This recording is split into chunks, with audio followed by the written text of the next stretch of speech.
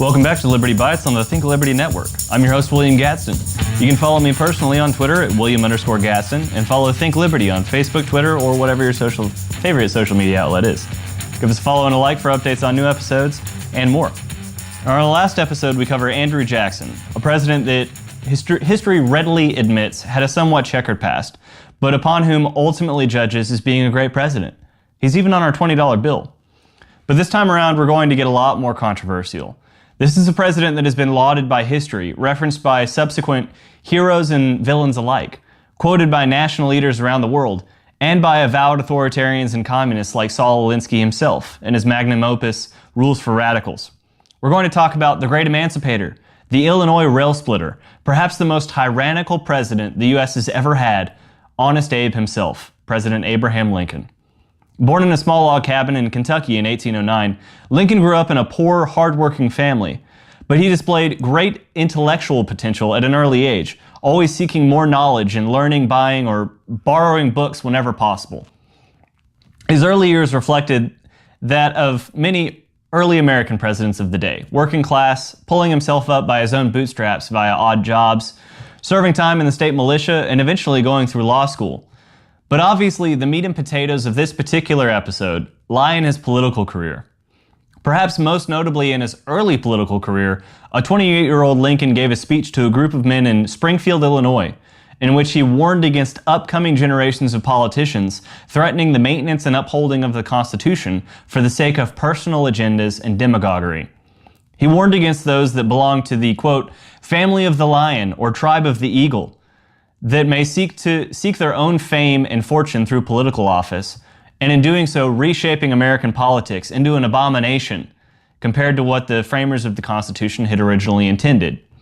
Indeed, even in his inaugural address on the 4th of March, 1861, Lincoln continued to assure the overwhelmingly pro-slavery Democrats that his policy would be one of forbearance, not coercion, insisting that the election of a Republican president did not threaten, quote, their property, their peace, and personal security.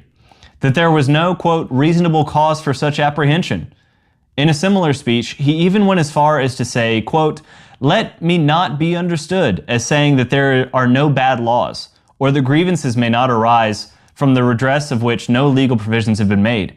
I mean to say no such thing, but I do mean to say that although bad laws, if they exist, should be repealed still, while they continue in force, for the sake of example, they should be religiously observed.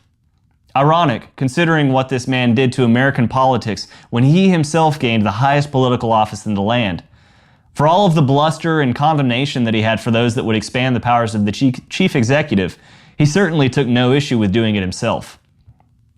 The first hint of authoritarianism under such an ostensibly pro-liberty president began after the Dred Scott Supreme Court case, in which the Supreme Court decided on constitutional grounds that slavery could not be prematurely outlawed by the federal government in the new Western territories.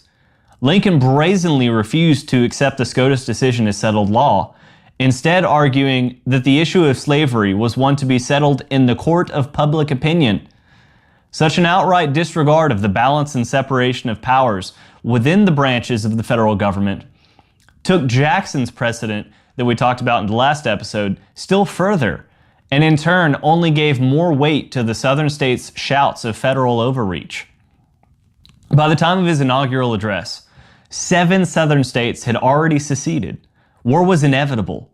But what would be the newly elected president's actions in such a situation? Why declare emergency powers, of course? In another public letter to a newspaper editor in Kentucky, one Albert G. Hodges, Lincoln writes that the rebellion imposed on him the obligation to use, quote, every indispensable means with which to preserve, quote, the nation of which the Constitution was organic law. I felt that measures otherwise unconstitutional might become lawful by becoming indispensable to the preservation of the nation. Now, to understand this, you have to understand that this was the Julius Caesar moment of the American Republic.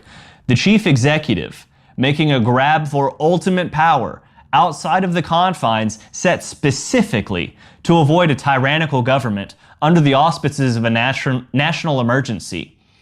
The question was, as it has always been, Would the people suffer such an egregious sale of their liberty for a sense of security? The answer was unequivocally yes. Starting on the day that the Confederacy bombed Fort Sumter, 12 April 1861, every major decision that was made on behalf of the Union was made unilaterally by the President himself. From the blockading of southern ports to massively enlarging the Union Army and Navy, both of which required congressional approval, Lincoln considered himself to be the lone arbiter of federal decision-making, the Constitution notwithstanding.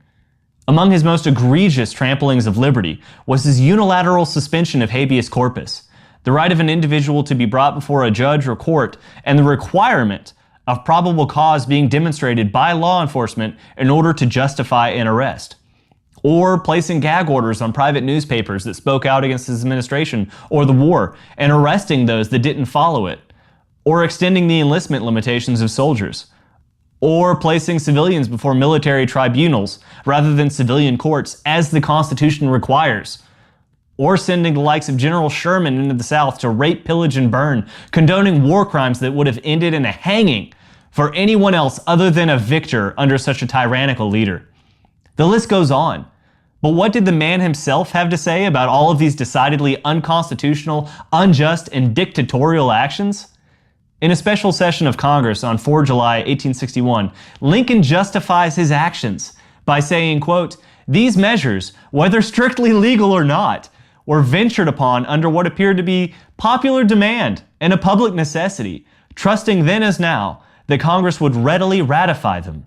It is believed that nothing has been done beyond the constitutional competency of Congress." A fancy way of saying that he preferred asking for forgiveness rather than permission. And if they didn't forgive, oh well. How much needless growth of the federal government has been conducted under the auspices of popular demand? How many evils have been committed in the name of public necessity? Thankfully, history was not destined to reveal what other powers would have been expanded, what other constitutional liberties would have been trod upon, had he not been assassinated in 1865. Sic semper tyrannis indeed. But of course, anytime that one is studying Lincoln or the Civil War, the elephant in the room must be addressed. I want to make it very clear that no one is arguing the advancement of liberty in the abolishment of slavery. But means of which it was abolished is just as important as the abolishment itself.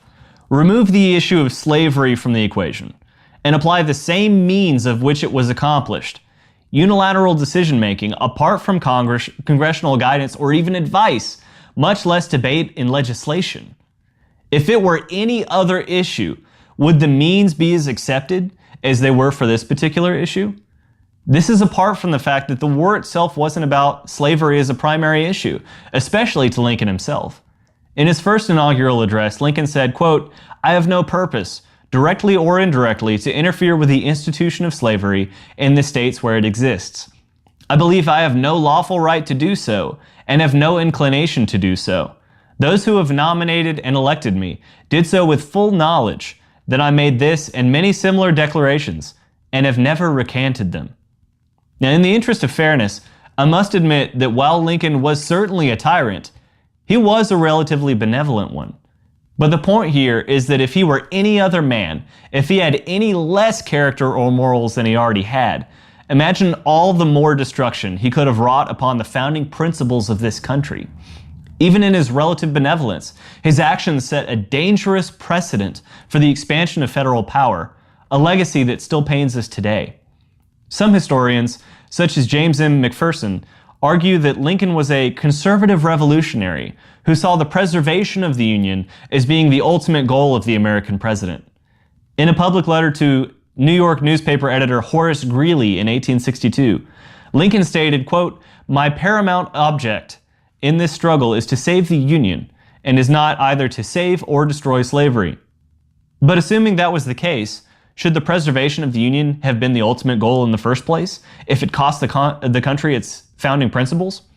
Others, myself included, would question what good the preservation of the Union was if it no longer supported the founding principles of liberty, freedom, and justice.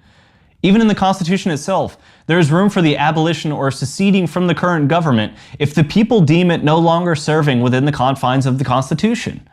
The Founding Fathers didn't create the United States of America for the sake of creating a new country in and of itself.